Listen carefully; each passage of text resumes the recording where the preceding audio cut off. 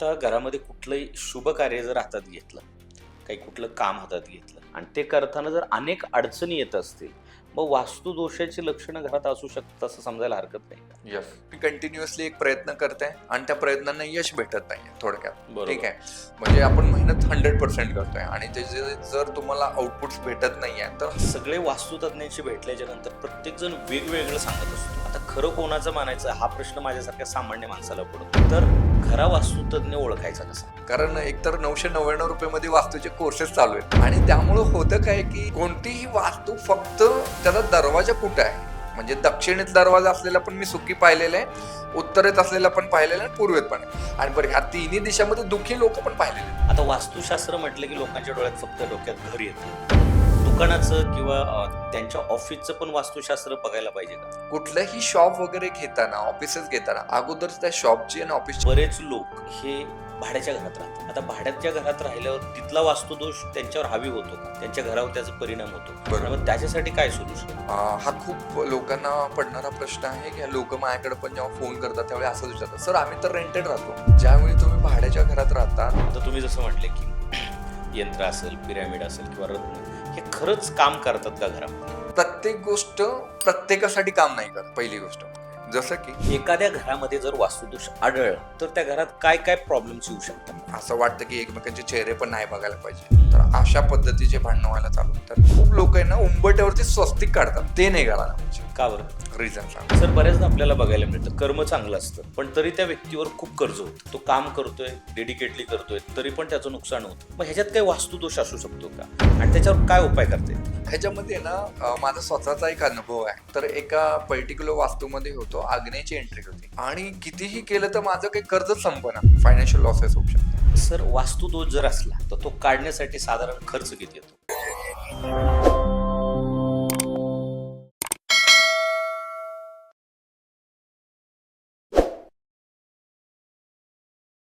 जय महाराष्ट्र मंडळी, मी पी के भांडवलकर. सत्ता मंच या व्यासपीठावर पुन्हा एकदा तुम्हा सर्वांचं मी मनपूर्वक स्वागत करतो. तर मंडळी, आज आपण ज्या घरात राहतो, ज्या ऑफिसमध्ये काम करतो, ती जागा खरंच आपल्यासाठी अनुकूल आहे का?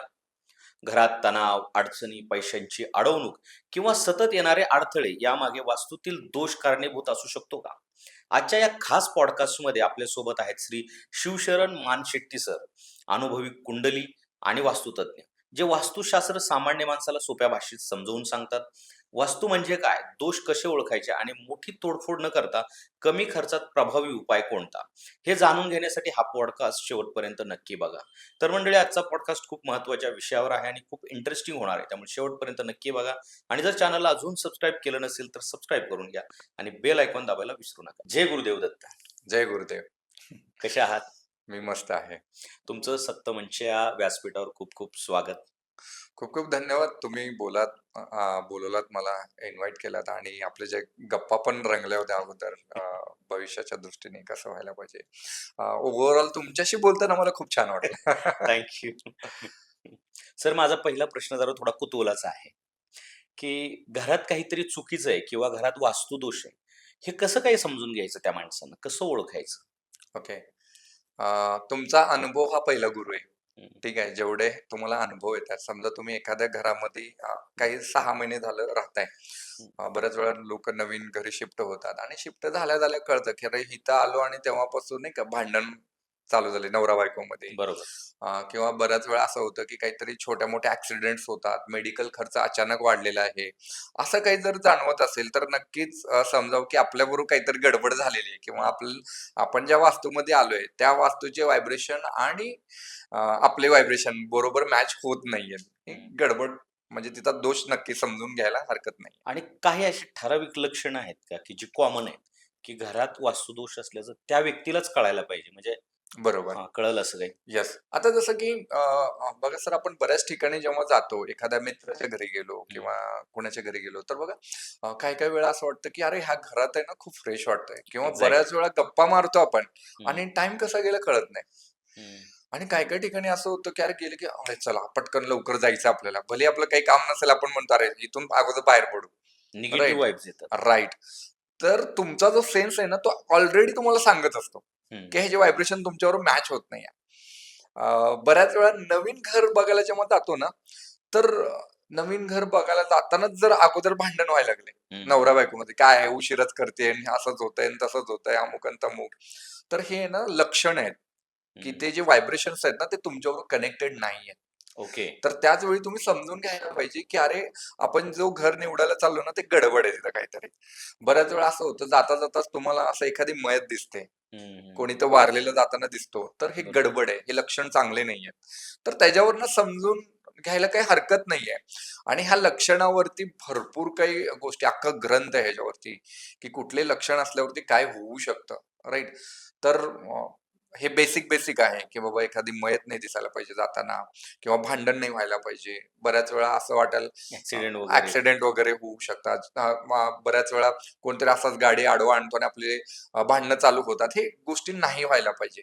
आणि जर तसं नाही झालं, सगळं चांगलं चाललंय व्यवस्थित, तुम्हाला जाताना कुठंतरी म्हणा की कोणतरी बाई सडा मारतेय, झाडू काढतेय, किंवा मग घंटानाद होतोय, कुठला तर रथ चाललेला आहे, तर हे शुभ लक्षण आहेत, हे चांगले लक्षण आहेत. ओके. मग ती वास्तू घ्यायला काही हरकतच नाहीये, कारण ऑलरेडी युनिव्हर्स तुम्हाला सांगत आहे त्या गोष्टी. आता हे झालं नवीन घराचं. पण आता मला हे जाणून घ्यायचं की ज्या वेळेस माणसाचं घर आधीच बांधलेलं आहे, समजा मागच्या पिढीचं आहे, त्याच्या मागच्या पिढीचं आहे, काही वाडे येतं किंवा जुनी वस्तू आहे किंवा आपल्या वडिलांनी बांधलेलं घर आहे आणि त्याच्यामध्ये वास्तुदोष आहे, हे कसं ओळखायचं किंवा ह्याच्यावर कसं काय मार्ग काढायचा? ओके. बऱ्याच वेळा काय होतं की लोणचं जो असतो ना, घरात लोणचं, तर हम्म. तो लवकर खराब होतो. ओके. ठीक आहे. भाकरी चपाती जे करतात त्याला बुरशी लवकर लागते. हम्म. घरामध्ये क्रॅक्स असतात.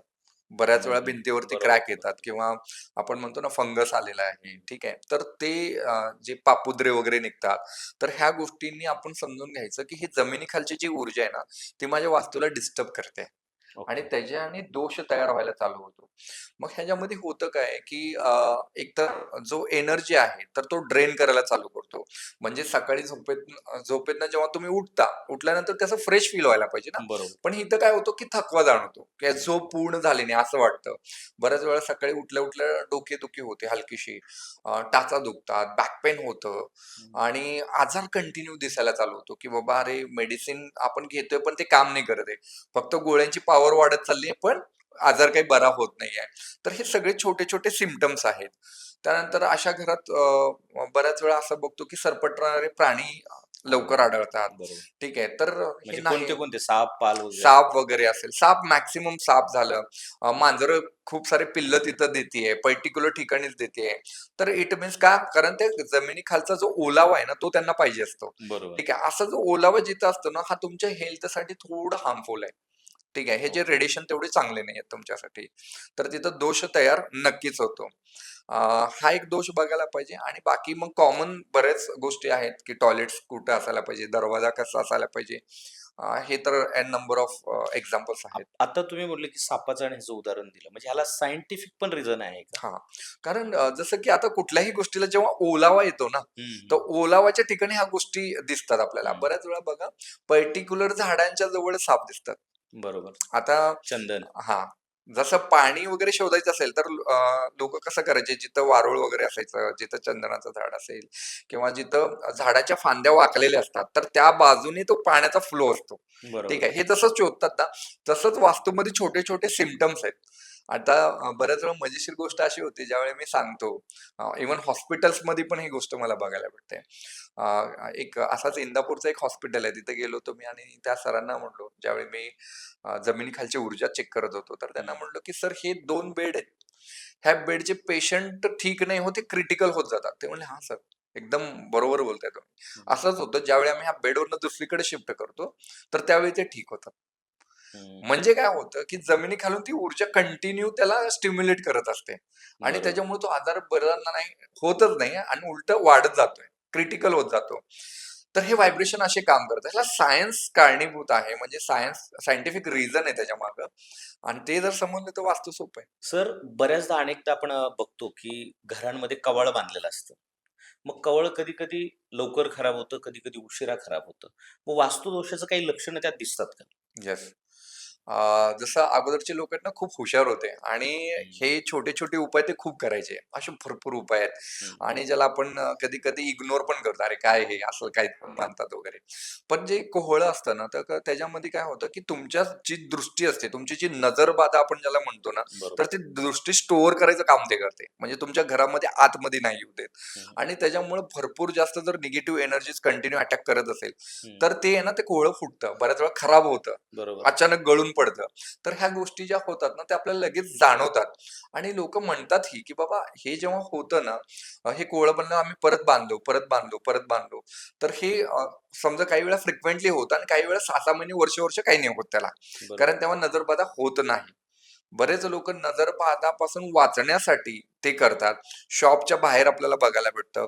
बरेच तुम्ही बघा जे चांगले शॉप चालतात ना, तर ते आवर्जून ती गोष्ट करतात. अमावास्येला चेंज करतात, पौर्णिमेला काही गोष्टी चेंज करतात. का बरं करत असेल? लोकं नजरही उतरून टाकतात. का बरं करत असेल?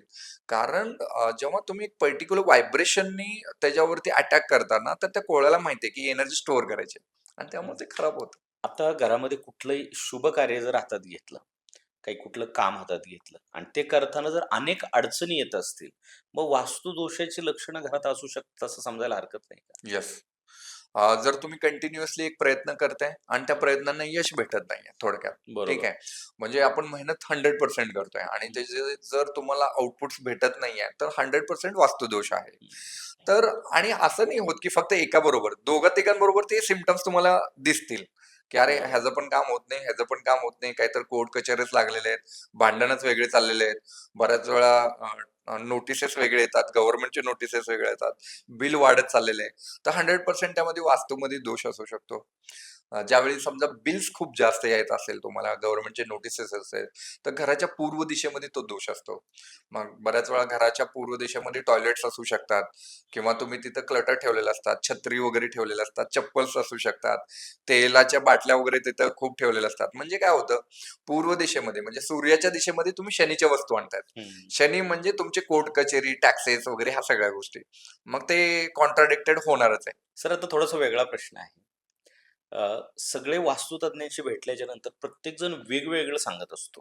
आता खरं कोणाचं मानायचं हा प्रश्न माझ्यासारख्या सामान्य माणसाला पडतो. हं. तर खरा वास्तुतज्ञ ओळखायचा कसा? ओके. आजकालच्या काळामध्ये ना हे सर्वात मोठं म्हणजे गणितच गडबडलेलं आहे. कारण एकतर ₹999 मध्ये वास्तूचे कोर्सेस चालू आहेत. हं, ठीक आहे. आणि त्यामुळं होतं काय, की सगळ्यांना असं वाटतं, की मला 8 दिशा माहिती तर हं. मग मी वास्तुतज्ञ आहे. ठीक आहे. म्हणजे सगळ्यांना माहिती आहे, की ईशान्येला देवघर पाहिजे, आग्नेयेला किचन पाहिजे, नैऋत्येला बेडरूम पाहिजे आणि वायव्येला गेस्टची रूम. लोकांचं पाठ झाले. झालं. मग हे तर ₹200 च्या पुस्तकात पण लिहिलेलं आहे ना. हं, मग तुम्हाला वास्तुतज्ञ व्हायची गरज काय? आज जर एखादा डॉक्टर, एक्सपर्ट डॉक्टर आपण ज्याला म्हणतो. हं, कशामुळे म्हणतो? कारण त्याचा एक्सपिरियन्स तेवढा असतो. समजा आज एखादा व्यक्ती आहे, की त्यांनी 1000 बाळांची डिलिव्हरी केली आहे. हं, आपण काय म्हणतो, की अरे हा त्याला अनुभव चांगला आहे. हं. ठीक आहे. त्याला लगेच कळतं. कशावरनं कळतं? कारण तो अनुभव तेवढा आलेला आहे. ठीक बरोबर. आहे. जर आज एका वर्षात जर मी कोणाला म्हणत असेल, की वास्तू एक्सपर्ट आहे, तर ते हं, पॉसिबलच नाही. कारण स्टिल आजच्या डेटपर्यंत पण मी शिकत आहे. नवीन-नवीन गोष्टी शिकतो. का बरं शिकतो? कारण अनुभव हा वाढत जातो माणसाचा आणि जेव्हा अनुभव वाढत जातो ना, तर माणसाचे क्वेश्चन आणखीन वाढत जातात. बरोबर. एक्सपर्ट लेव्हलला आणखीन जास्त तो डीपमध्ये जातो आणि कळतो, "अरे, मी हे तर केलंय, पूर्वेचे उपाय केले, आग्नेयचे केले, नैऋत्य केले, मग ह्याचा दोष का जात नाही?" हं, ज्यावेळी हा प्रश्न पडायला त्या वास्तुतज्ञाला चालू होतो ना, त्यावेळी त्याची सुरुवात चालू होते. हं. आणि ही सुरुवात माझी 10 वर्ष अगोदर झाली. आणि बरोबर. ज्यावेळी ते एक्सपर्टीजमध्ये येत, एक-एक सायन्स मी जोडत गेलो. त्यावेळी मला कळालं, की ह्या गोष्टींमध्ये आणखीन जास्त डीपनेस आहे. आणि अनुभव जो माणूस तुम्हाला ॲक्चुअली रिझल्ट देतो. आपण म्हणतो ना, हा डॉक्टरचा बरोबर. गुण येतो. बरोबर. मग त्याला आपण एक्सपर्ट म्हणतो. त्याची डिग्री नाही बघत आपण. बरोबर. राइट? तर म्हणतो, "अरे, ह्याला हातगुण आहे." तर तो हातगुण कुठून येतो? तो अनुभवाने येतो. हं. ते एक्सपिरियन्स अनुभवाने येतो. ही एक साधना आहे. कंटिन्यू एका गोष्टीवरती जेव्हा तुम्ही काम करता, त्याला आपण साधना म्हणतो. बरोबर. तर त्या साधनेमधनं जो आउटकम येणार आहे, त्याला म्हणतो सिद्धी. हं. ठीक आहे. मग एखाद्या घरामध्ये एखादा माणूस जसा प्रश्न विचारतो, मग म्हणतो आपण तुझ्या ह्या कोपऱ्यामध्ये दोष आहे. हं. आणि 90% चान्सेस असतात तो तिथंच दोष निघतो. क्या बात है! मग हा एक्सपर्टीचा मग ह्याच्यावरून ओळखायचं की जो माणूस आपल्याला विचारलेल्या क्वेश्चन वरून जर तो माझ्या घरची दिशा सांगतोय तर इट मीन्स तो एक्सपर्ट आहे. आता बऱ्याचदा आपल्याला पाहायला मिळतं, की काही लोक ह्या गोष्टीवर विश्वास नाही ठेवत वास्तुशास्त्र, पण ते खूप सुखी असतात. मग त्याच्यामागे काय रिझन आहे? 200% बऱ्याच वेळा काय होतं, अज्ञानात चूक आहे हे म्हणतो ना, ते खरं आहे. ठीक आहे. अ, कळत न कळत हे लोक कर्मावरती जास्त बिलीव्ह करतात. बरोबर. जो माणूस कर्मावरती बिलीव्ह करतो ना, त्याच्या ऍटमॉस्फिअर मध्ये ती गोष्ट आपोआप येते. एक एक्झाम्पल ना, जसं समजा कोणी व्यक्ती युपीएससीची एमपीएससीची तयारी करत असेल, जर तुम्ही त्याला एखाद्या लायब्ररीमध्ये सोडलात तर तो तुम्हाला कुठल्या लव्ह स्टोरीची पुस्तकं नाही घेणार. तो कुठले बरं. पुस्तक घेणार, जे कॉम्पिटेटिव्ह एक्झामचे पुस्तक आहेत तेच घेणार ना. काही माहिती असेल त्याच्याबद्दल का, कारण त्याचे व्हायब्रेशन्स तसे चालू आहे. हं. ज्यावेळी कर्म ओरिएंटेड माणूस असतो ना, तर त्याला ध्येय माहिती आहे, लक्ष्य माहिती आहे, तर त्याचे फोकस. व्हायब्रेशन्स आहेत ना तसे बनलेले आहेत. त्याला दुसऱ्या व्हायब्रेशनसाठी तो थोडा पण इकडे तिकडे हालत नाहीये. त्यामुळे त्याला ती गोष्ट भेटणारच आहे. आणि एन्व्हायरमेंट जी कॉस्मिक एनर्जी आहे त्याला सपोर्ट करते आणि ऑटोमॅटिकली तो अशाच घरात लँड करतो जिथं त्याला पूरक आहे. कोणतीही वास्तू फक्त त्याचा दरवाजा कुठे आहे, म्हणजे दक्षिणेत दरवाजा असलेला पण मी सुखी पाहिलेला आहे, उत्तरेत असलेला पण पाहिलेला आहे, पूर्वेत पण आहे. आणि बरं, ह्या तिन्ही दिशामध्ये दुःखी लोक पण पाहिलेले आहेत. हं. मग डिपेंड काय करतं की तुमचे व्हायब्रेशन, तुमची पत्रिका त्याच्याबरोबर किती पूरक आहे, अलाइंड किती आहे, आणि अनुभव तुमचा तिथे गेल्यावर काय अनुभव आहे तुम्हाला. मग बरं. बेसिकली ह्याच्यावरनं तुम्हाला बऱ्यापैकी गोष्टी कनेक्ट होतात. आता वास्तुशास्त्र म्हटलं, की लोकांच्या डोळ्यात फक्त डोक्यात घर येतं. पण दुकानाचं किंवा त्यांच्या ऑफिसचं पण वास्तुशास्त्र बघायला पाहिजे का? 200% बघायला पाहिजे. आज मी बऱ्याच ठिकाणी बघतो की सर इथं एक शॉप होता, तो 6 महिन्यापूर्वी बंद पडला. त्याच्या अगोदर जो होता तो 2 महिन्यानंतर सोडला. त्याच्या अगोदर जो होता 10 महिन्यानंतर सोडला. म्हणजे कोणी कन्सिस्टंट नाही राहिलं. कुठलंही शॉप वगैरे घेताना, ऑफिसेस घेताना अगोदर त्या शॉपची आणि ऑफिसची हिस्ट्री आहे. ओके. जर नवीन घेत असेल तर, की किती किती फ्रिक्वेंटली ते दुकानं बंद पडलेत किंवा ऑफिसेस बंद पडलेले आहेत. पहिली गोष्ट. जर नसेल, नवीन कन्स्ट्रक्टेड असेल, तर तुम्हाला ते त्या ठिकाणी काही गोष्टी आहेत. तर ते वास्तू कन्सल्टंट कडनं तुम्ही जर एक्झॅक्टली बघितलात, तर ते जास्त तुमच्यासाठी फेवरेबल राहील. म्हणजे जसं की नैऋत्यमध्ये टॉयलेट नको आहे, आग्नेयमध्ये टॉयलेट नको आहे. जर ती गोष्ट असेल तर काय होईल की लॉसेस होतील बिझनेसमध्ये. मे बी तुम्ही बिझनेस लवकर चेंज करताल, शॉप लवकर चेंज करू शकता. प्रगती होणार नाही, अशा काही गोष्टी असू शकतात. आणि बिझनेस हे असा एक गोष्ट आहे की तिथून पैसा यायला पाहिजे. बरोबर. आणि त्याचा वास्तू तर 100% व्हायला पाहिजे. जेव्हा पण माझ्याकडे काही फॅक्टरीसाठी लोक येतात की व्हिजिटसाठी वगैरे, तर काही केमिकल फॅक्टरीज आहेत सर, जे इंडियामधले टॉप 5 कंपनीजमध्ये आहेत. त्यांचे मी जेव्हा व्हिजिट्स केले, ज्यावेळी करत होतो, त्यावेळी 33 करोड रुपये एव्हरी इयरमध्ये लॉसमध्ये होते ते लोकं. बापरे! आणि ज्यावेळी नॉर्मल आम्ही एलिमेंट बॅलन्सिंग केलं तिथं, तर ती व्यक्ती म्हणजे ती जी कंपनी आहे, साधारण वर्षभरात लेव्हलला आली. म्हणजे प्रॉफिटेमध्ये कन्व्हर्ट झाली.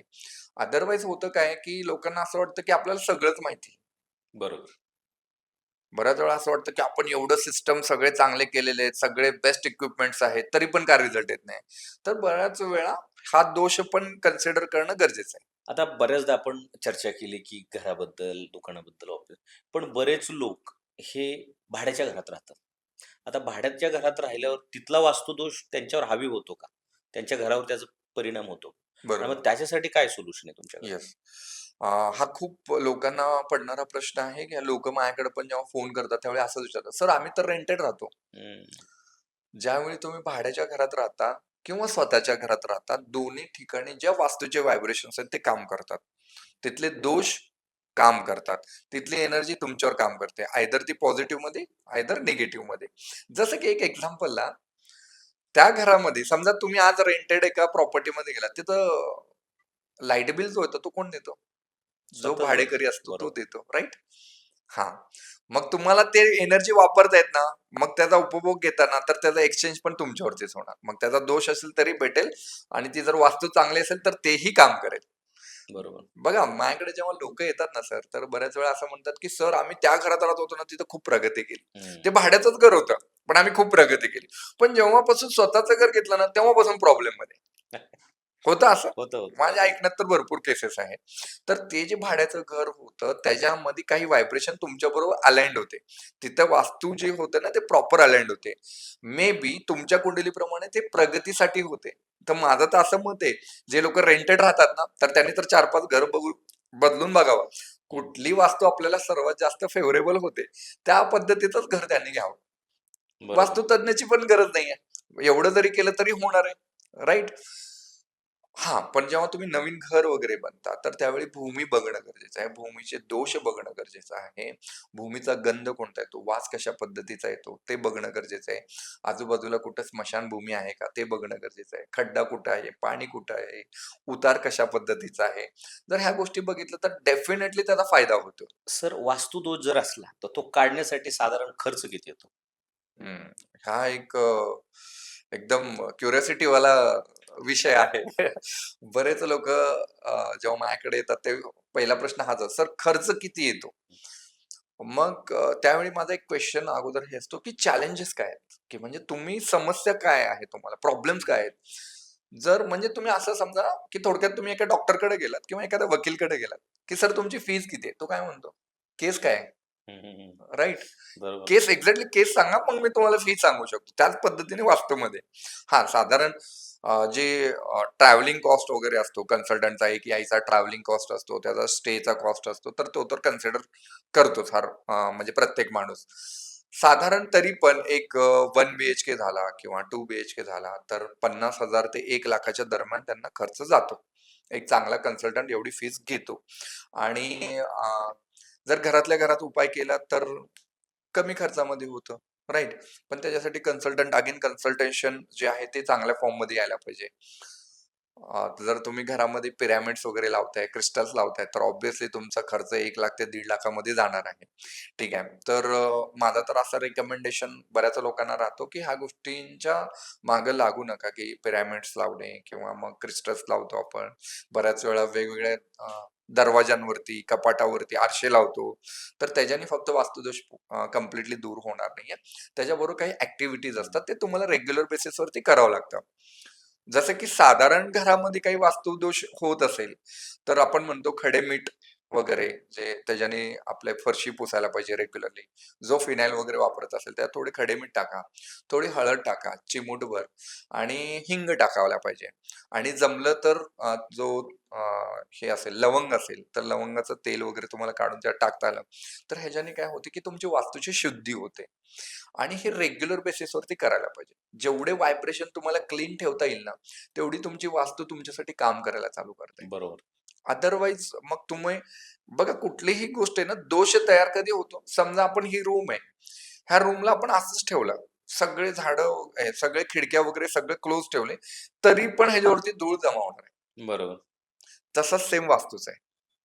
जोपर्यंत तुम्ही वास्तू क्लीन नाही ठेवणार ना, त्याच्यामध्ये दोष तयार होत राहणार. आम्ही ओके. तर काही चेंजेस केले नाही. तुम्ही चेंज नाही केले, पण तुम्ही क्लीन पण नाही केलं. राइट? बरोबर. कुठल्याही गोष्ट खराब होण्यासाठी काही नाही लागत सर. म्हणजे जसं जमीन पण असेल ना, तर अनवॉन्टेड जे ग्रास आहे ते तसं पण येणार आहे. बरोबर. आहे ना? तर ते काढावं लागतं. बऱ्याच वेळा तुम्हाला जे जमीन आहे सुपीक करण्यासाठी मशागत करावं लागते. बरोबर. राइट? तसंच सेम वास्तूमध्ये.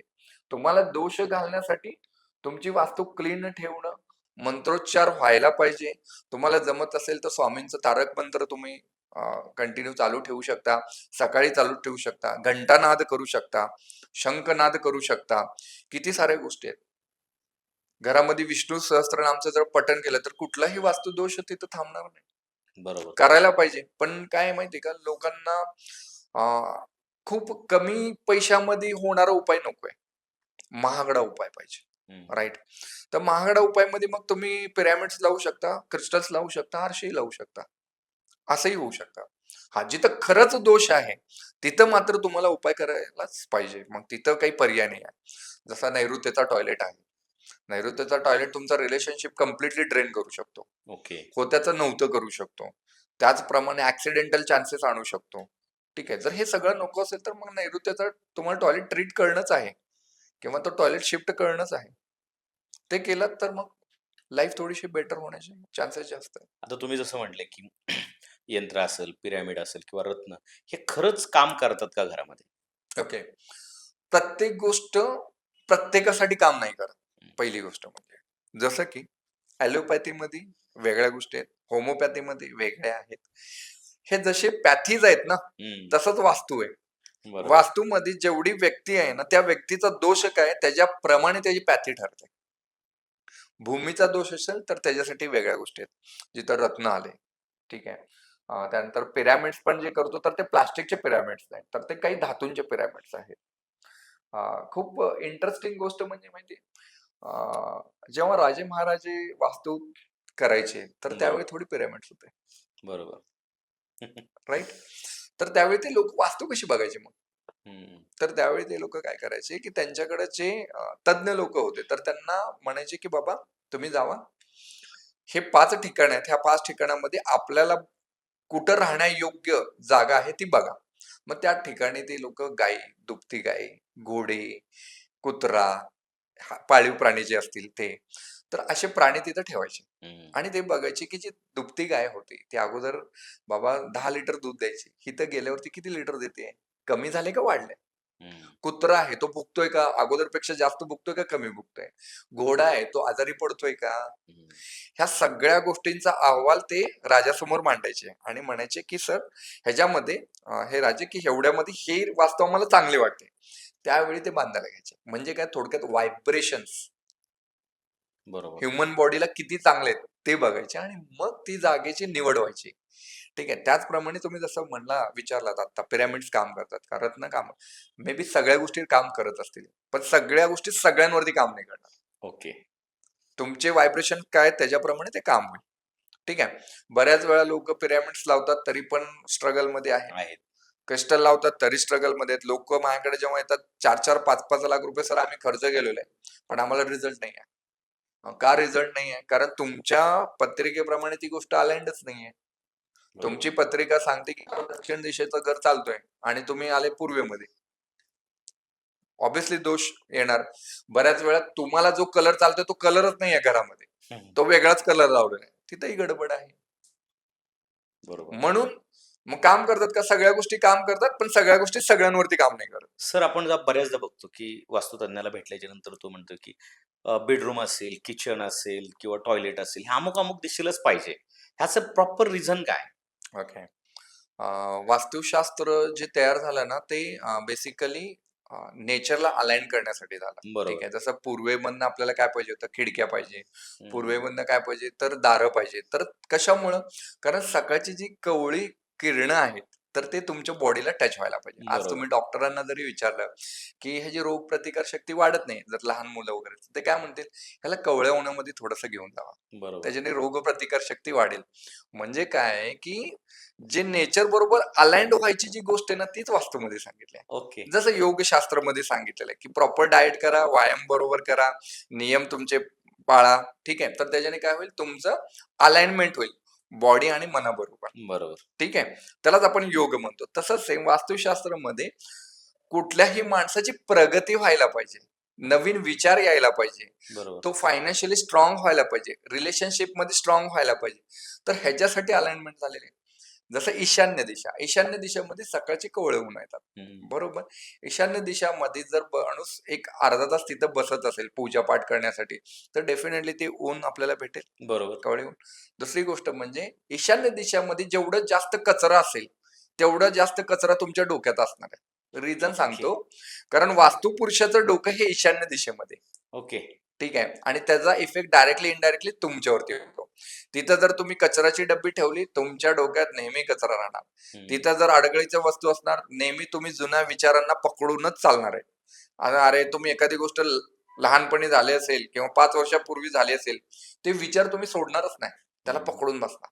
ठीक आहे. आणि त्याच्यामुळे होतं काय, की जसं कॅन्सर सारखा आजार आहे. तर कॅन्सर सारखा आजार कशामुळे होतो? बऱ्याच आता कन्सल्टंट सांगतात, की ईशान्येला टॉयलेट असेल तर कॅन्सर होतो. का बरं? ओके. कारण ईशान्येमध्ये काय आहे? असा कचरा आहे, की जे तुम्ही सोडायलाच तयार नाहीये. बरोबर. म्हणजे काय? इनडायरेक्टली तुमची फीलिंग अशी आहे, की जी गिल्टची आहे. हं. गिल्टची फीलिंग जर कंटिन्युअस आपण घेऊन चाललो ना, तर कॅन्सर होणार. ओके. आणि ईशान्येमध्ये जर टॉयलेट आणताय तर तुमचं तर थॉट प्रोसेसच तसं बनत चाललेलं आहे. खरंय. डायरेक्टली इनडायरेक्ट तो प्रॉब्लेम करतोच आहे. म्हणून वास्तूमध्ये कुठल्या दिशेमध्ये काय असायला पाहिजे हे बरेच वास्तू कन्सल्टंट सांगतात, सांगतो. की बाबा ईशान्येला टॉयलेट नको, ईशान्येला देवघर करा, आग्नेयमध्ये किचन करा. का बरं आग्नेयमध्ये किचन करा? कारण जे दुपारचे बॅक्टेरियाज वगैरे आहेत तर ते किल व्हायला पाहिजे, कारण तिथं सूर्यप्रकाश जास्त प्रमाणात येतो त्यावेळी.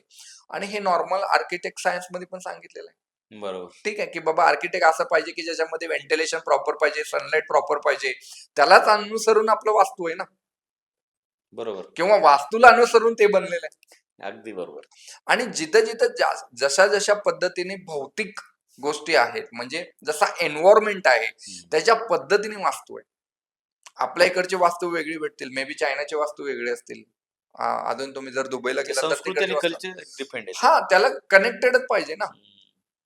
आज तुम्ही मला सांगा, की आपल्या इकडं जर मुंबई सारख्या ठिकाणी तुम्ही माणसाला म्हणलात की 2 दिवसात एकदा आंघोळ कर, तो म्हणाला अरे घामाचाच वास एवढा आहे. दमट वातावरण तिथं.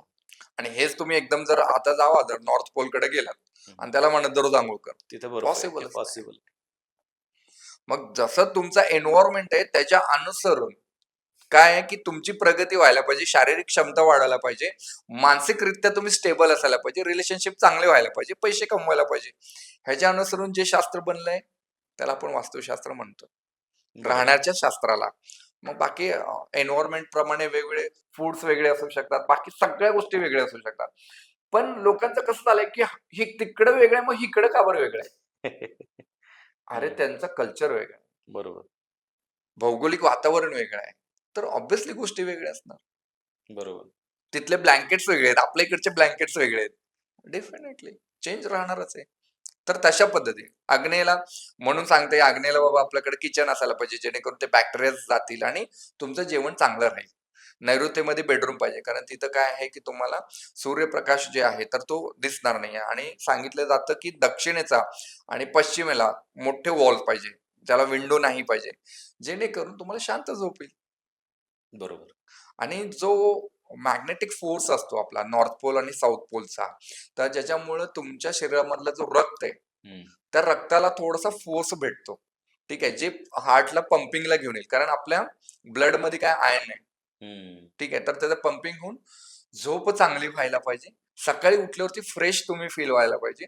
जर तुम्ही फ्रेश फील केलं तर नवीन क्रिएटिव्हिटी येईल, सुचणार आहे. नवीन सुचणार आहे. तुम्ही डलनेस मध्ये असेल तर कुठं क्रिएटिव्हिटी, नवीन विचारच नाही येणार, पैसे कसे कमवणार माणूस? बरोबर. आणि मग समजा आता झोपेतनं एकदम उठला आणि तो ऑलरेडी स्ट्रेस मध्ये आहे, आणि समजा बायकोनी काहीतरी बोललं त्याला, हम्म. तर तो चिडणारच आहे. खरंय. किंवा बायकोला आपण काय बोललो तर ती पण चिडणार, कारण तिची झोप कंप्लीट नाही झालेली. बरोबर. मग आपण तिथून जाणून घेऊ शकतो की हा, ही वास्तुदोष आहे. झोपायची पोझिशन चुकलेली असू शकते, बेडरूम चुकीच्या ठिकाणी असू शकतो, टॉयलेट चुकीच्या ठिकाणी असू शकतो. हे सगळे छोटे छोटे दोष आहेत. सर, आपल्या घरामध्ये जेव्हा मुलं असतात, जी शिक्षण घेतात, करिअर करतात, विद्यार्थी दशेत असतात, तर यांच्या अभ्यासावर किंवा त्यांच्या ज्या शैक्षणिक यशावर वास्तुदोषाचा काही परिणाम होतो? हो, बऱ्याच वेळा असं होतं की आजचे पोरं तर खूप अभ्यास करतात, हम्म. पण नेमकं परीक्षेच्या टायमाला सगळं विसरतात. हम्म. असंही होतं. बरोबर. बऱ्याच वेळा असेही मी काही पालकांचं ऐकलेलं आहे, की बाबा अभ्यास हा खूप करतो, पण त्यावेळी आहे ना त्याला पोटाचं ब्लोटिंग्स वगैरे चालू होतात, कॉन्फिडन्स लेव्हल बरोबर. कमी होतो. होऊ शकतं. कशामुळं होतं अशा वेळी? बऱ्याच वेळा पोरांची जी पुस्तकं आहेत, तर ते अशा ठिकाणी ठेवली जातात. म्हणजे जसं नैऋत्यमध्ये, ठीक आहे. तर नैऋत्य आणि दक्षिणेच्या मधली दिशा जर असेल, तर तिथं जर आपण ठेवत असेल पुस्तकं वगैरे, किंवा त्यांच्या अभ्यासाचं ठिकाण जर अशा ठिकाणी बनवलं, तर प्रॉब्लेम आहे. बऱ्याच वेळा वायव्य दिशेमध्ये जर लोकांनी अभ्यास स्टडी टेबल जर बनवलं, तरी पण प्रॉब्लेम आहे. कारण ते पोरं गेमिंगमध्ये मग जास्त राहणार, किंवा बरोबर. मोबाईल्समध्ये जास्त जाणार, सोशल मीडियावरती जास्त राहणार. कारण ते पोझिशनच तसे बनलेले आहेत. पण ह्याच्याऐवजी जर पूर्व दिशेमध्ये, म्हणजे पूर्वेला तोंड करून जर अभ्यास करत असेल, तर खूप जास्त बेनिफिशियल राहील. पश्चिमेला, एक्झॅक्ट पश्चिमेला बसून जरी केलं तरी पण चालणार आहे आपल्याला. पण वायव्य दिशा आणि जसं मी तुम्हाला सांगतो दक्षिण आणि नैऋत्यच्या मधली दिशा, जर हिथं बसून अभ्यास करत असेल, तर तो माणूस स्ट्रगलच करणार आहे. इट मीन्स त्याला एकतर अभ्यासाला बसू वाटणार नाही, जरी बसत असेल तर मग त्याला लक्षात काही नाही राहणार. बरोबर. ह्याच्यासाठी मला असं वाटतं, की जे तुमचं टेबल आहे, स्टडी हम्म, टेबल आहे, तर त्याच्यावरती एक गणेशाची मूर्ती असायला पाहिजे. हम्म, ठीक आहे. आणि त्याच पद्धतीने सरस्वतीचं यंत्र आपण जे लहानपणी पाटीवरती हम्म. बनवायचो, तर तो बनवायला पाहिजे. जर शक्य असेल तर. जर ते शक्य नसेल तर ॲटलीस्ट जेव्हा तिथं बसतात, तर गणपती अथर्व शीर्षाचं पठण व्हायला पाहिजे किंवा गणपती स्तोत्र. ह्या दोन्हीपैकी एक सकाळी अर्ली मॉर्निंग उठल्यावरती आपल्याला ऐकवायचं आहे. हे केल्यानंतर संध्याकाळी जर कुणाची पोरांना हा इश्यू असेल की लक्षात नाही राहत किंवा झोप चांगली नाही होत. जर पोरांची झोप चांगली नाही झाली, तरी पण स्मरणशक्तीवरती त्याचा इफेक्ट होतो. ओके. ठीक आहे. तर त्यांची झोप नाही झाली, तर त्यांचा ब्रेन कामच नाही करणार. राइट? बरोबर. कनेक्टेड आहेत एकमेकांना. तर त्याच्यासाठी काय झोपताना आहे ना, एक सायलेंट बासरीचा म्युझिक जो असतो ना, तर तो वाजवायचा एक 15 ते 20 मिनिटासाठी. त्यांना एकदा झोप लागली, बंद करा तो म्युझिक. काहीच प्रॉब्लेम नाही. ह्याच्याने काय होतं, त्यांचे जे ब्रेनचे वेव्हज आहेत ना, ते न्यूट्रल व्हायला चालू होतात हम्म. आणि त्याच्यामुळे शांत झोप लागते. सकाळी उठल्यावरती ह्यांना थोडं कवळ्या उन्हात फिरायला लावा. त्याला सांगा, की "बाबा अनवाणी पायाने जा. स जे समोरचं मंदिर असेल किंवा एखादं बाजारपेठ असेल, तिथून काही आणायला लावा. अनवाणी पायाने पाठवा." हम्म. जेणेकरून ते जो न्यूट्रल व्हायला पाहिजे एनर्जी. बऱ्याच वेळा आता बघा मेडिकल सायन्स काय सांगतं, की तुम्ही अनवाणी पायाने चाला. का? कारण तुमची बॉडीची ग्राउंडिंग होईल. बरोबर. मग ती जी ग्राउंडिंग झाली तर एनर्जी चांगली होईल ना. मग जो दोष तुम्ही ऑलरेडी घेऊन चाललाय त्याचं ग्राउंडिंग होणं पण गरजेचं आहे.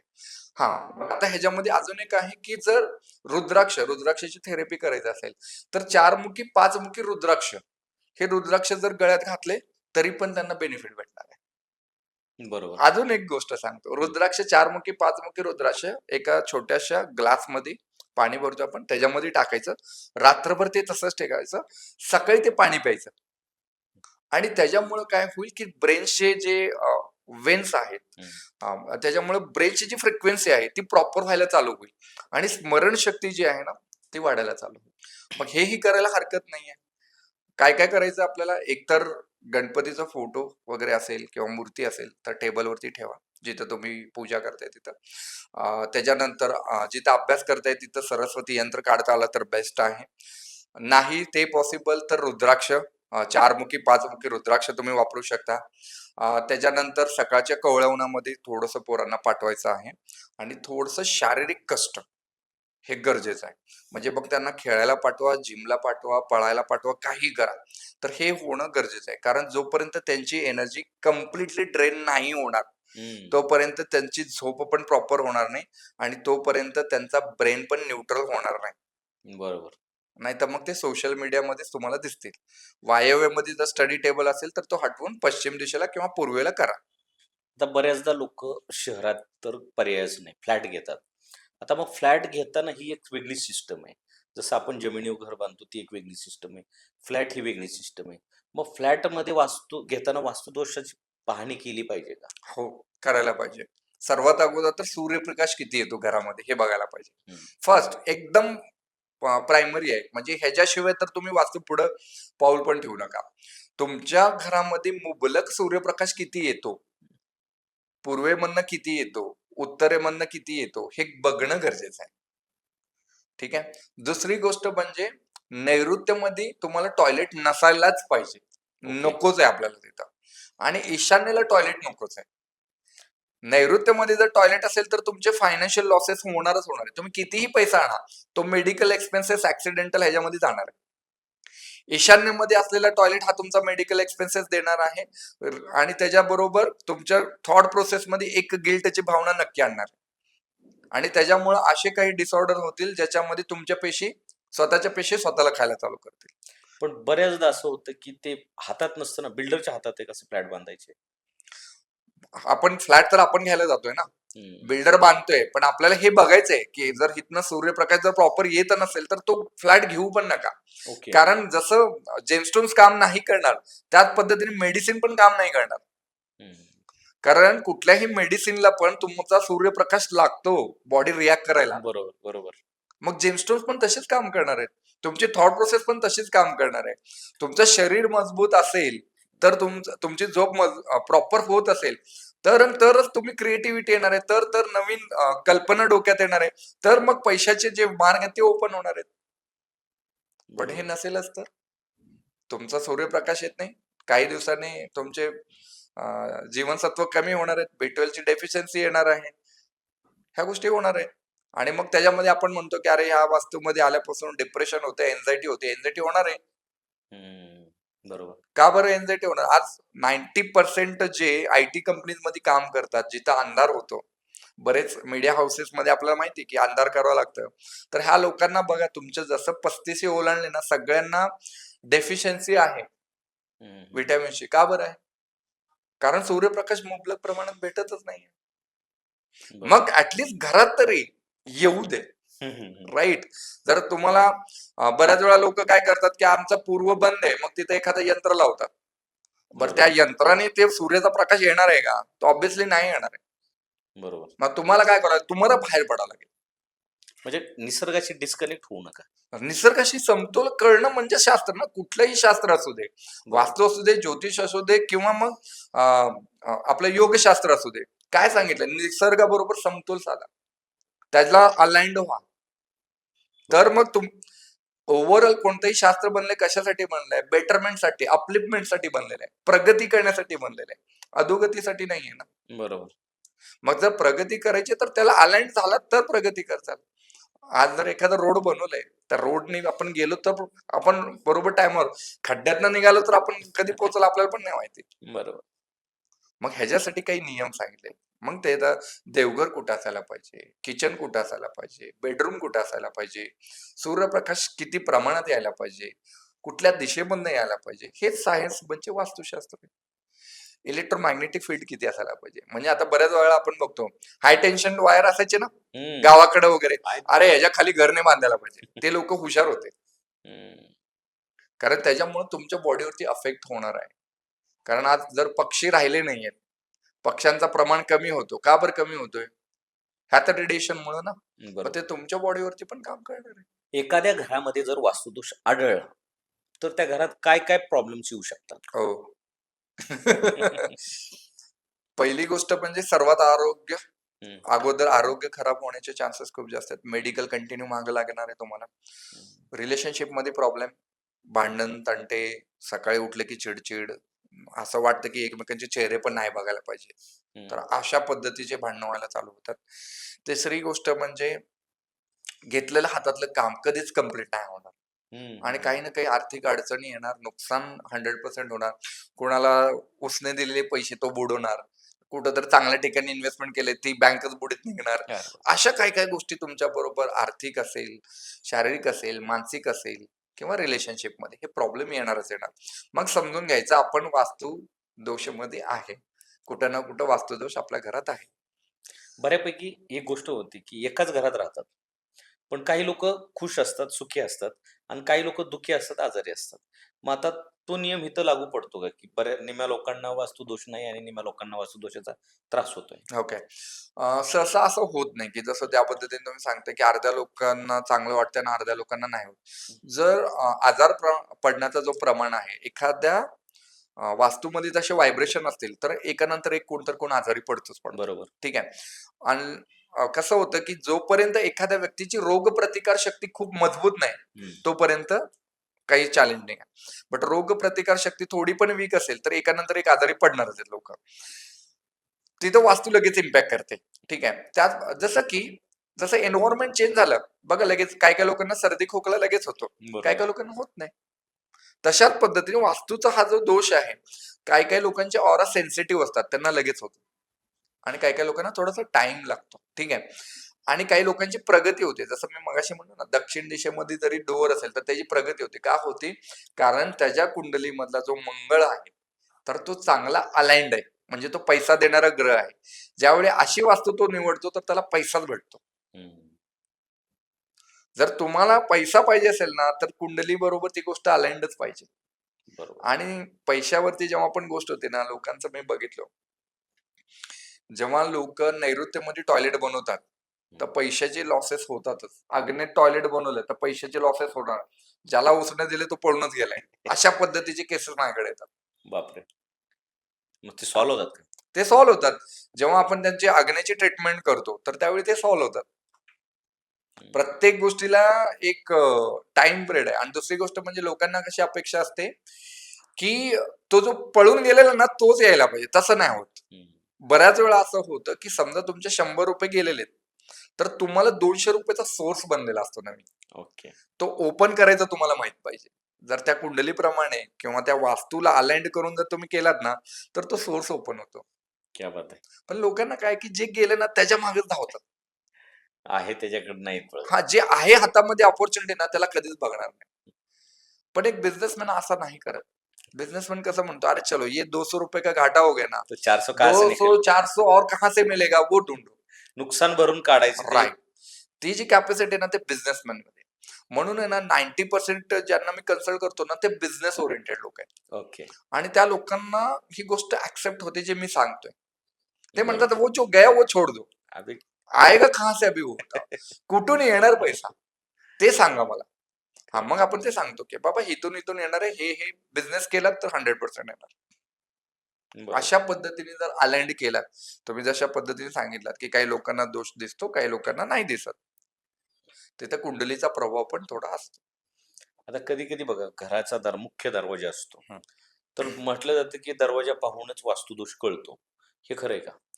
दरवाजा पाहून वास्तुदोष बऱ्यापैकी कळतो, म्हणजे 90% कळतो. जर बऱ्याच वेळा काय होतं, दरवाजावरती क्रॅक असतात, बरोबर. वास्तुदोष चालू झालाय असं समजायला हरकत नाही.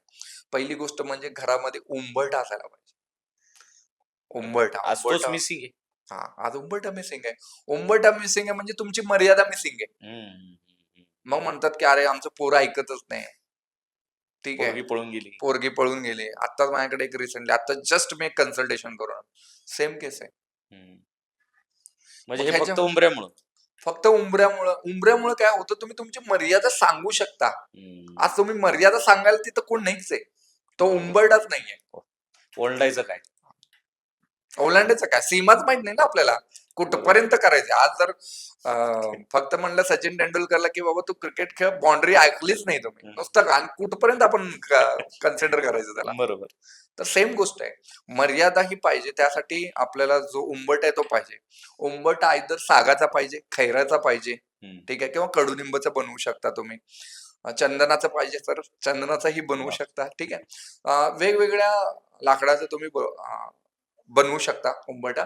हा, अजून एक गोष्ट आता मी बघतोय रिसेंटली, खूप लोक आहे ना उंबरठ्यावरती स्वस्तिक काढतात. ते नाही करायला पाहिजे. का बरं? रिझन सांगतो. आज आपण स्वस्तिक जो आहे तो पवित्र सिंबल आहे आपला. बरोबर. तो पायाखाली थोडं. येता जाता आपला पाय लागतो. एकदम लॉजिकल आहे आणि पटण्यासारखं आहे. तुम्हाला काढायचं ना स्वस्तिक, अष्टगंधनी काढा. कुठं काढा? दरवाजाच्या मधोमध. अष्टगंध घ्या, केसर असतं, केसर ऍड करा आणि गुलाबजल ऍड करा आणि त्याचं स्वस्तिक बनवा तुमच्या मेन डोअरला. आणि जर तुम्हाला वाटत असेल की घरामध्ये खूप जास्त दोष होत आहे, ठीक आहे, नजरबाधा कंटिन्यू होते, तर त्याच्यामध्ये थोडी हिंग ऍड करा आणि त्याचा काढा बनवून मग स्वस्तिक काढा. जर ते करत असेल तर दोष नाही लागणार. तर हे काय आहेत की पण लोक ते रेडीमेड चक्कर मध्ये, म्हणजे एकदा केलं तर आपल्याला बघायचीच गरज नाही. हे नका करू. प्लास्टिकचे स्वस्तिक लावतात, कितपत योग्य? तोरण लावतो आपण, प्लास्टिकचे तोरण. प्लास्टिकचे. अरे आपल्याला आंब्यांच्या पानांचे तोरण आहे ते लावा, फुलांचे तोरण लावा. निसर्गाशी डिस्कनेक्ट झाला की. हा, वास्तुशास्त्र निसर्गाशी कनेक्टेड करणारं शास्त्र आहे. आणि आपण काय करतो, प्लास्टिकच्या गोष्टी लावून थोडे गडबड करायला लागलो आपण. म्हणजे समजा आपण लावतो झेंडूची फुलं, तो स्मेल येतो ना निसर्गात, हा. आपल्या बॉडीला तो फायदेशीर आहे. Right right. आणि त्याच्यामुळं काय होतं की तुमचं एक घरात एंटर करताना एक प्रसन्नता असते. तुम्ही बघा ना, आपल्याला जेव्हा आपण दिवाळीला वगैरे फुलं वगैरे लावतो, तोरण लावतो, किती प्रसन्न वाटतं. बरोबर. राईट. आणि हे प्लास्टिकचे बघून नाही वाटत, म्हणजे मला तर नाही वाटत पर्सनली. ते कोणालाच नाही वाटत. हा. आणि बरं आता विशेष म्हणजे असं झालं, ते प्लास्टिकचे तोरण असतात त्याच्यावरती बऱ्याच वेळा मी महालक्ष्मीचा फोटो बघतो, बऱ्याच वेळा गणपतीचे फोटो बघतो त्याच तोरणामध्ये. बरोबर. अरे काय, कुठलीही देवता द्वारपाल नाहीये ना, म्हणजे तुमचं म्हणजे बाहेर शिपाई म्हणून थोडी ठेवलंय आपण. राईट. त्यामुळे त्यांचं स्थान ठरलंय, देवघरात ठेवा ना. तुमचे जे देव आहे ते देवघरात असायला पाहिजे. मग त्याचा माझा अपोज होतो बऱ्याच वेळा. मग बरेच लोकांचं असं होतं की नाही आम्हाला असं सांगितलंय तसं सांगितलंय. मग हिथं तुमचं वैचारिक मतभेद माझा ह्याच्यामुळे होतो. तुम्हाला देवाचं स्थान ठेवलंय ना, तुम्ही तिथं करा ना. आपण प्रत्येक ठिकाणी जर आपण नाश्त्यासाठी, जेवणासाठी, आपल्याला झोपण्यासाठी जर एखादी विशिष्ट जागा बनवली घरात, ते देवाराही बनवलंय ना, बरोबर. मग ते देव बाहेर का बरे? बाहेरच्या बाहेर जावेत. असं नाही ना. मग त्याच्यानंतर तुम्ही रांगोळी काढता. अगोदरचे लोक शेणाने घर सारवायचे. आता त्याच्या तुम्ही म्हटलात बरं का, म्हणजे लक्ष्मी जर बाहेर लावली तर बाहेरची बाहेरच जाईल ना ती. आत 100 येणारच नाही. 100% आज शेणाने घर अगोदर जेव्हा सारवायचे, त्याच्यावर रांगोळी काढायची सुंदर प्रमाणे आणि त्याच्यामुळे काय आहे, की आणि संध्याकाळचे दरवाजे ओपन ठेवायचे लोक. हो, का? त्यांनीच कारण नाही. संध्याकाळी लक्ष्मी येते म्हणून. बरोबर. आणि आता दरवाजेच बंद आहेत सगळ्यांचे. उघडतच नाही, जाता उघडतच येण्यासाठीच नाही. उघडतं फक्त. फ्लॅटमध्ये द्यायचं आहे. आणि सारवायचा तर विषयच नाही राहिला आता. आणि त्याच्यामुळे हेल्थ इश्यूज जास्त आहेत. हम्म. कारण शेणामध्ये ती ताकद आहे, की जे जमिनीखालची जी ऊर्जा आहे, जी निगेटिव्ह ऊर्जा आहे, ती वरती नाही येऊ देत. पण आता हे सगळं झालं सारवायचं, आता फ्लॅट कसा सारवायचा?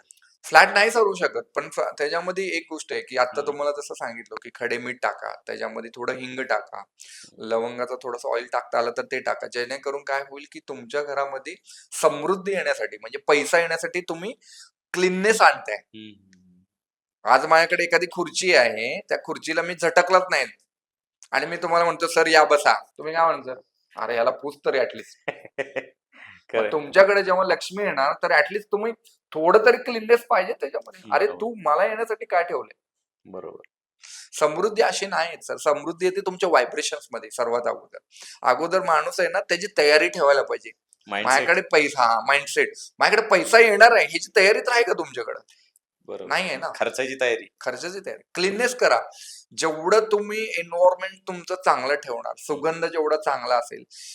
बघा तुम्ही जेवढा 5 स्टार हॉटेलमध्ये वगैरे जातो, तर तिथं काय आहे? त्यांचा अँबियन्स बघा. बरोबर. कसा असतो? एकतर तुम्हाला फील गुड असतो. तिथं गेल्यावर एक फ्रेग्रन्स असतो. हम्म. एक लाईट म्युझिक चालू असतो चांगलं कलर आणि थीम गेल्या असते. गेल्या एक वेलकम ड्रिंक देतात तुम्हाला. आणि कलर थीम चांगली खरंच असते. ते चांगलं. म्हणजे ॲपल पण चांगलं. म्हणजे तुमचे प्रसन्नच वाटतं तिथे हां. गेल्यावर. म्हणजे तुमचे जेवढे सेन्सेस आहेत ना, ते सगळ्यांना टच ब्लॉक करतात केलंय. ते. राइट. मग तुम्ही आता तुमच्याच घरात गेल्यावर तुम्हालाच बरं वाटत नाही. मग लक्ष्मीला कसं बरं वाटेल? बरोबर. आता आपल्या स्टुडिओचं काय फील येतो तुम्हाला? तुमच्या स्टुडिओमध्ये जो एन्व्हायर्नमेंट आहे, तो चांगला आहे. ह्याच्यामध्ये जसं आता एक प्रोफेशनलिझम आहे ह्याच्यामध्ये, ठीक आहे. बऱ्याच वेळा आता पॉडकास्ट करणारे लोकं पण पाहतो मी, की हम्म. म्हणजे असं बोलू नये, बट स्टुडिओ जेव्हा आपण प्रोफेशनली बनवतो ना, इट मीन्स आपण लक्ष्मीला आव्हानित करतोय, की बरोबर. बाबा स्पेशली मी ह्याच्यासाठी केलेलं आहे. हा प्रोफेशनला मी डेडिकेटेड आहे. पण बरेच लोकं तेही नाही करत. जर घरात स्वयंपाकघर चुकीच्या दिशेला असेल तर काय परिणाम होतो? ओके. स्वयंपाकघर जर चुकीच्या दिशेने बघा पंचतत्वानी गोष्टी बनलेल्या आहेत. जसा हा फायर एलिमेंट आहे. स्वयंपाकघर म्हणजे फायर एलिमेंट आहे. बरोबर. चुकीच्या दिशेमध्ये काय, की त्याचा एलिमेंट सोडून तो दुसऱ्या ठिकाणी गेला असेल. म्हणजे हम्म. आग्नेयमध्ये नसेल आणि मग तो गेला कुठं असेल समजा ईशान्येमध्ये गेला असेल. बरोबर. तर पाणी आणि आग जर एकत्र आलं तर काय होणार आहे? भांडण होणार आहे. अगदी बरोबर. ऑब्व्हियसली तुमच्या घरामध्ये भांडणं होणार आहेत. पैशाच्या रिलेटेड लॉसेस दिसणार आहेत. कारण तो जलतत्वामध्ये गेलेला आहे. हम्म. जसं आगीवरती पाणी ओतलं तर आग विझणार आहे. आग बरोबर. म्हणजे पैसा नाही, पाणी म्हणजे पण पैसा आहे. बरोबर. रिलेशन पण खराब, मानसिकरित्या अनस्टेबिलिटी येणार आहे. तिथं खूप त्रास होणार आहे. मानसिक तणाव जास्त असणार आहे. हाच जर आग आहे, तर तो समजा तुमचा पृथ्वी तत्वावरती गेला म्हणजे नैऋत्यमध्ये गेला. हम्म. जर आगीवरती माती टाकलो आपण, आग विझणार आहे अगेन. बरोबर. ठीक आहे. तिथंही फायनान्शियल लॉसेस होणार आहेत. पैशाच्या रिलेटेड प्रॉब्लेम येणार आहे आणि नैऋत्यमध्ये जर आग गेलं, तर जनरली अशा लोकांना उष्णतेच्या रिलेटेड म्हणजे आगीच्या रिलेटेड उष्णतेच्या रिलेटेड आजार होण्याचे जास्त चान्सेस आहेत. बरोबर. जसं पायाला आग येणे, टाचा दुखणे, ड्रायनेस येणे गुडघ्यामध्ये, ऍसिडिटी होणे कंटिन्युअसली, तर ह्या गोष्टी होऊ शकतात. ब्रह्मस्थानात तर अजिबात किचन नसायला पाहिजे. जर बरोबर. ब्रह्मस्थानात किचन असेल तर अशा व्यक्तीचा कॉन्फिडन्स पूर्ण संपणार आहे. फायनान्शियल लॉसेस कम्प्लिटली चालू म्हणजे झालेलेच असेल. रिलेशनशिप मध्ये प्रॉब्लेम येताना दिसेल. ब्रह्मस्थानामध्ये जर तुमचं किचन असेल तर सर्वात अगोदर तो किचन तिकडनं काढायला पाहिजे. बरोबर. आणि समजा जर ईशान्येमध्ये असेल तर ईशान्येमध्ये असेल तर तिथे काम करू शकतो आपण. जो प्लॅटफॉर्म आहे तर तो प्लॅटफॉर्म ग्रीन कलरचा आपण आणू शकतो. आर्टिफिशियल मार्बल भेटतात मार्केटमध्ये. तर तो एक प्लॅटफॉर्मचा कट्टा तिथं ठेवून त्याच्यावरती शेगडी ठेवायला पाहिजे. बरोबर. जेणेकरून काय होईल की तो जो अग्नी आहे तो कंट्रोलमध्ये येईल. हम्म. आणि आग्नेयमध्ये जर किचन असेल तर बेस्टच आहे. त्याच्याबद्दल काही वादच नाही. आणि इव्हन वायव्यमध्ये किचनही चालतो आपल्याला. आता वास्तूत जर सुधारणा केली समज दोष, तर किती वेळ लागतो ते सगळे रिझल्ट जाणवायला? साधारण 45 ते 90 दिवसामध्ये वास्तूचे रिझल्ट दिसतात. काही ठिकाणी तर 8 दिवसात पण रिझल्ट दिसतात.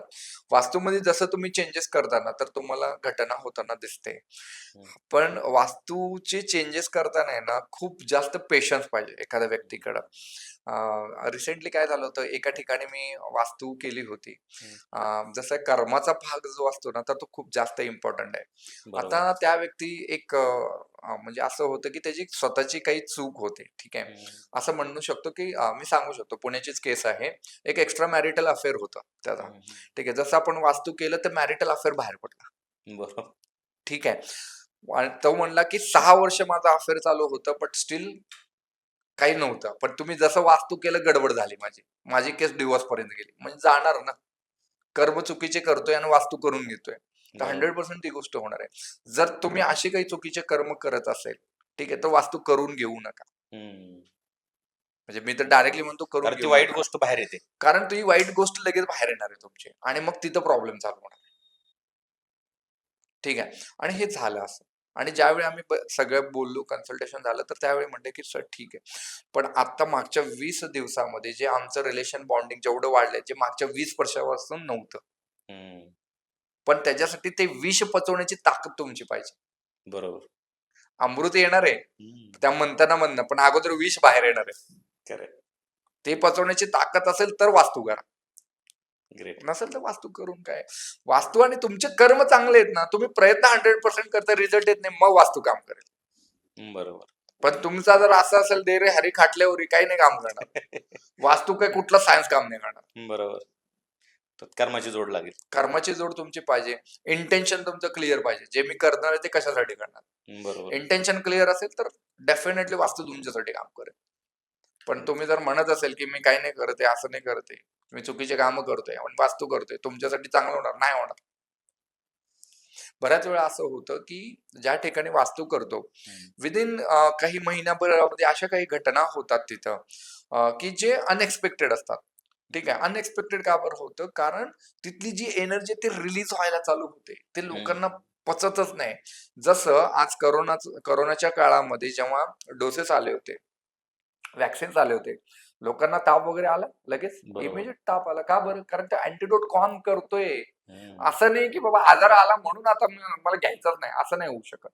बरोबर. कारण ते आतमध्ये काहीतरी बिल्ड करताय. तर डेफिनेटली तुमच्यावर ती गोष्ट होणार. जर बरोबर. तुमची वास्तू जेवढी जास्त अफेक्टेड असेल, तेवढं जास्त फटका तुम्हाला दिसेल. हं. बरोबर. आणि पण ती पचवायची ताकद असेल तर वास्तू करावं. नसेल तर नाही करावं. सर बऱ्याचदा आपल्याला बघायला मिळतं, कर्म चांगलं असतं, पण तरी त्या व्यक्तीवर खूप कर्ज होतं. तो काम करतोय, डेडिकेटली करतोय, तरी पण त्याचं नुकसान होतं. मग ह्याच्यात काही वास्तुदोष असू शकतो का?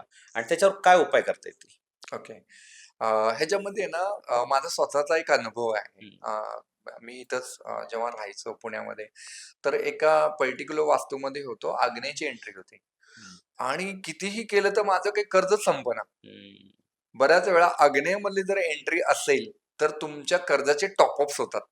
म्हणजे एक कर्ज घेतलं, त्याला फेडण्यासाठी दुसरं घेतलं, मग तिसरं घेतलं, क्रेडिट कार्ड वाढत चाललेलं आहे. तर हे गोष्ट होऊ शकतं. तर आग्नेयचा दोष आपल्याला काढणं गरजेचं आहे. आग्नेयाची जर तुमची एंट्री असेल, तर तिथं ग्रीन कलरचा मॅट टाकायला पाहिजे.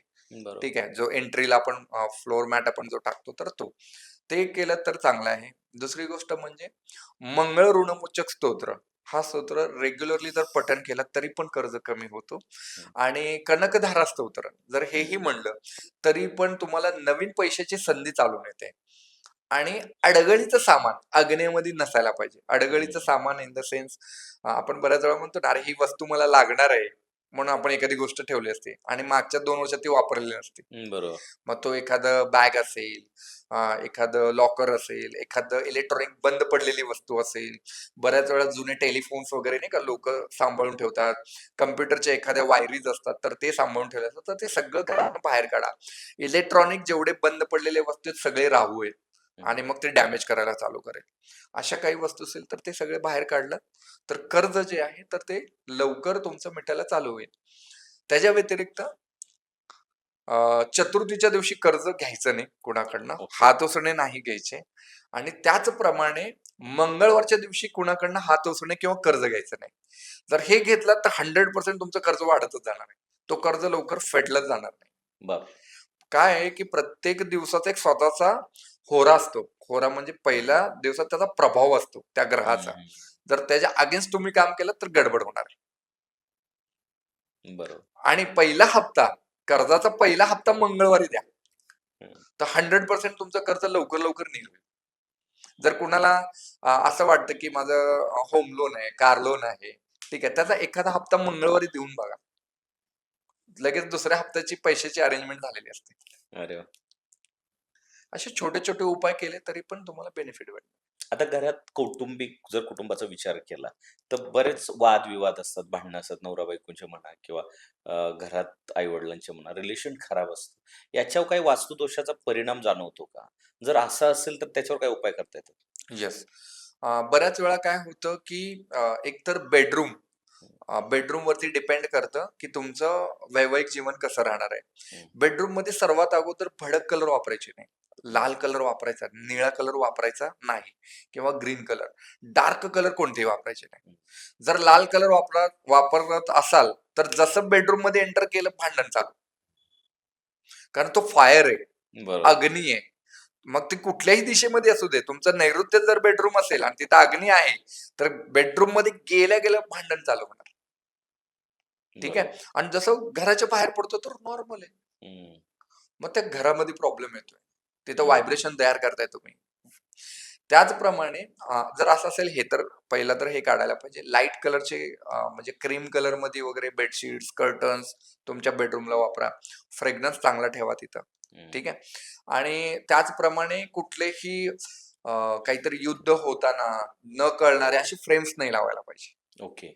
बऱ्याच वेळा लोक तसे फ्रेम्स लावतात. आणि विशेष करून कुठल्याही देवतांचे फ्रेम्स बेडरूम मध्ये लावू नका. ओके. बरेच लोक देवतांचे फ्रेम सकाळी उठल्यावरती आमचं दर्शन होईल, नाही, लावू नका. देवघर आहे, देवघरात फ्रेम ठेवा, देवघरात मूर्ती ठेवा, तिथं जाऊन पूजा करा.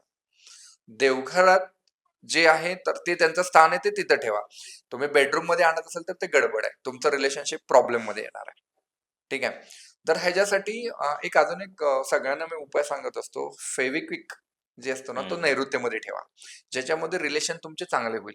जर आणखीन एक गोष्ट सांगतो की नवरा बायकोचा फोटो आणि त्याच्यावर एक मॅग्नेट ठेवा नैऋत्य दिशेमध्ये. त्याच्याने पण तुमचे रिलेशनशिप चांगले होतील. आणि लाईट कलर वापरा जेवढं शक्य असेल तेवढं, तर त्याच्याने बेटर होईल. बरोबर.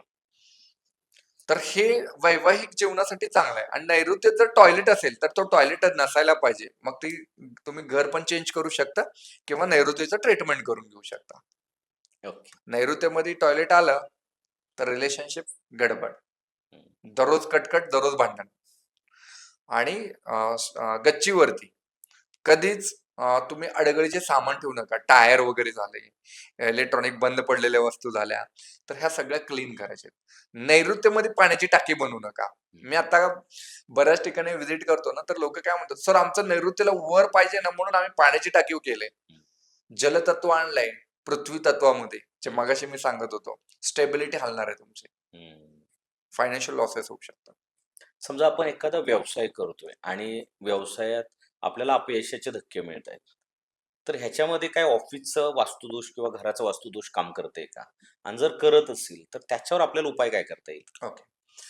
जसं ऑफिसेस वगैरे असेल, जर तुमच्याकडे नवीन क्लायंट येत नाहीये, नवीन टेंडर भरताय पण प्रोजेक्ट भेटत नाही, असं बऱ्याच वेळा होतं. किंवा बऱ्याच वेळा हातातोंडाशी आलेला घास निघून जातो.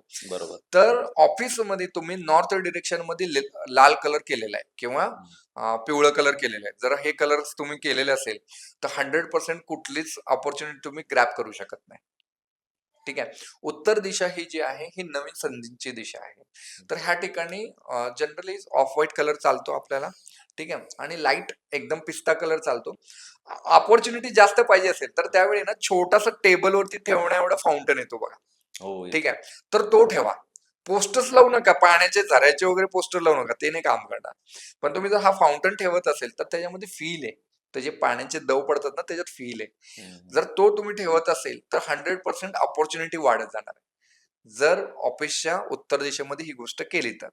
पण इथं कुठल्याही पद्धतीचं क्लटर असेल, डस्टबिन ठेवलं असेल, टॉयलेट असेल, तर अपॉर्च्युनिटी येणार नाही. बरोबर. मग ती गडबड होईल. त्यापेक्षा बेस्ट वे फाउंटन ठेवा आणि तिथं जर निळा कलर असेल, लाल कलर असेल, येलो कलर असेल, तर तो काढा. बरेच लोक सांगतात निळा कलर नॉर्थमध्ये लावायला पाहिजे, पण फॅक्टरीला ते चालणार नाही. कामं डिले होतील. हं. निळा हा शनीला पण रिप्रेझेंट करतो. जेवढा बरोबर. वॉटरला रिप्रेझेंट करतो, तेवढा शनीला पण रिप्रेझेंट. तुमचे टेंडर डिले होऊ शकतात. सर वास्तूमध्ये असे कोणते बदल किंवा कोणत्या वस्तू ठेवल्या पाहिजेत, की ज्याच्यामुळे आपल्याला पैसा भरभराट येईल, जे ब्लॉकेजेस झालेले आहेत ना, ते निघून जातील आणि एक यश म्हणतो ना आपण, ते यश मिळेल आपल्याला? ओके. सर्वात अगोदर ज्यावेळी आपण वास्तू करतोय, वास्तू बरोबर ह्युमन एनर्जी म्हणजे आपली बॉडी, बरोबर. आपला माइंड पण साथ द्यायला पाहिजे. ज्या पद्धतीने वास्तूमध्ये ब्लॉकेजेस आहेत ना, त्यामध्ये ह्युमन माइंडसेटमध्ये पण ब्लॉकेजेस आहेत. ते पण बरोबर. क्लीन करणं तेवढंच गरजेचं आहे. तुमचा ऑरा क्लीन गरजेचं आहे. अंघोळीच्या पाण्यामध्ये खडे मीठ वापरा. ठीक आहे. त्याचप्रमाणे हिंग वापरा आणि थोडी तुरटी वापरा जमत असेल तर. ह्याच्यापैकी काहीही वापरलं तरी चालणार आहे. ज्याच्यामुळं तुमचा जो ऑरा आहे ना, तो क्लीन राहणार आहे. एखाद्या मंत्राचं चॅन्टिंग करा. एखादी जी देवता, इष्ट देवता आहे तिथं रेग्युलरली जावा. तिथं नमन व्हा, सरेंडर व्हा आणि सांगा, की मला हे पाहिजे. तर ते 100% तुम्हाला भेटणार आहे. कारण तिथं तुम्ही सरेंडरच्या भावनेने गेलाय. हं. ठीक आहे. त्यानंतर वास्तूमध्ये स्पेशली जर आग्नेयमध्ये तुम्ही खूप जास्त क्लटर केला असेल, आग्नेयमध्ये टॉयलेट असेल, तर फायनान्शियल लॉसेस होऊ शकतात. तर ते ठीक करा. नैऋत्यमध्ये टॉयलेट असेल, तर रिलेशनशिप, फायनान्स दोन्ही डॅमेज करणार आहे. ते ठीक करा. जर उत्तरेमध्ये जर टॉयलेट असेल किंवा डस्टबिन असेल, वॉशिंग मशीन असेल, फ्रिज असेल, ह्याच्यातलं काही असेल, तर काय होणार आहे तुमची अपॉर्च्युनिटीज ब्लॉक होणार आहे. ते नीट करा. बरेच लोक मी बघतो सर, की जे आपलं पाकिट असतं ना, त्या पाकिटमध्ये देवतांचे फोटो असतात, यंत्र बरोबर, असतात. बरोबर. कितपत योग्य आहे?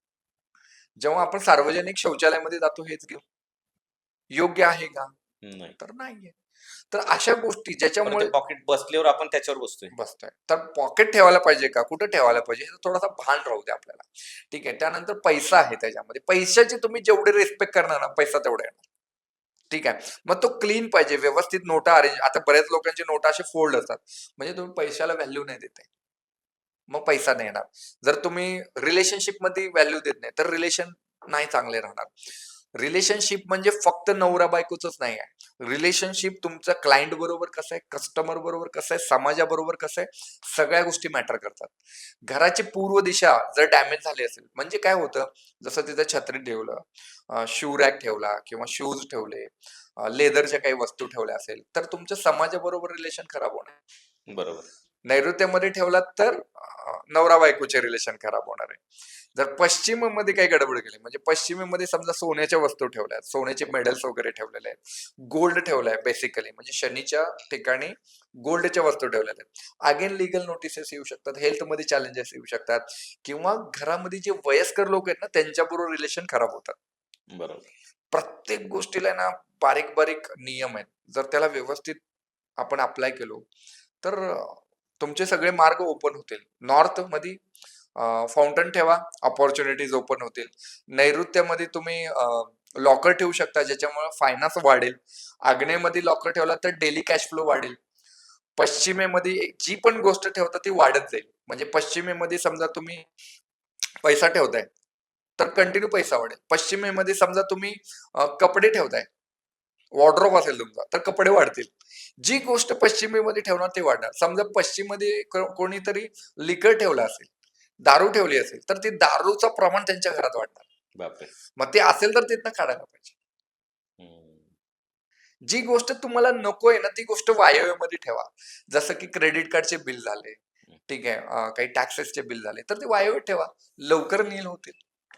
क्या बात है! असे छोटे-छोटे उपाय केले तरी बेनिफिट भेटेल. सर तुम्ही आम्हाला वास्तू दोष, फायदे, तोटे ह्याच्याबद्दल एवढं डिटेल डिस्कशन केलं, खूप वेळ दिला, सत्ता मंचावर आलात आणि आमच्या ऑडियन्सलाही तुम्ही भरभरून माहिती दिली, त्यांना मार्गदर्शन केलं. त्याबद्दल सत्ता मंच आपला सदैव आभारी राहील. खूप खूप धन्यवाद. जय गुरुदेव. तुम्ही मला इथं बोलवलात आणि खूप छान गप्पा रंगल्या आणि वास्तूबद्दल जेवढ्या गोष्टी मला एका पॉडकास्टमध्ये सांगायचं होतं तेवढं मी सांगितलं. मे बी असं होऊ शकतं, की खूप जास्त मोठा टॉपिक होता. त्यामुळे आपला पॉडकास्ट पण बराच वेळ चालला आणि तुम्हीही ते पेशन्सनी त्या सगळ्या गोष्टी ऐकलात आणि क्वेशन्स सर्वसाधारण माणसांचे जे क्वेशन्स असतात, ते विचारलात. तर त्याच्यामुळे खूप खूप आभारी आहे मी तुमचा आणि नक्कीच आपण ह्या पॉडकास्टमध्ये परत-परत भेटूया येस. आणि काही क्वेशन्स असतील तर माझ्यापर्यंत येऊ शकतात, विचारू शकतात. जय गुरुदेव. जय गुरुदेव. तर मंडळी आज आपल्या सत्तावन्नच्या व्यासपीठावर सन्माननीय श्री शिवशरण मानशेट्टी सर आले आणि त्यांनी वास्तुदोष आणि त्यावरील उपायावर आपल्याला मार्गदर्शन केलं. याबद्दल मी सत्ता मंच कुटुंबाच्या वतीने त्यांचे खूप खूप आभार मानतो आणि आपणही आम्हाला ऐकून घेतलं आणि वेळ दिला त्याबद्दल आपल्या सर्व मंडळींचे मी आभार मानतो. श्री शिवशरण मानशेट्टी सरांना मी पुढील वाटचालीसाठी खूप खूप शुभेच्छा देतो. तर मंडळी पुन्हा भेटूयात एका नव्या विषयावर, एका नव्या पाहुण्यांबरोबर भेटत राहू, बोलत राहू. तर मंडळी अजून चॅनलला सबस्क्राईब केलं नसेल तर सबस्क्राईब करून घ्या आणि बेल आयकॉन दाबायला विसरू नका. म्हणजे ना येणारा एपिसोड तुमच्यापर्यंत पोहोचेल आणि जर एपिसोड आवडला तर तुमच्या जवळच्या व्यक्तीपर्यंत नक्की शेअर करा. तोपर्यंत सर्वांना माझा जय हिंद, जय महाराष्ट्र.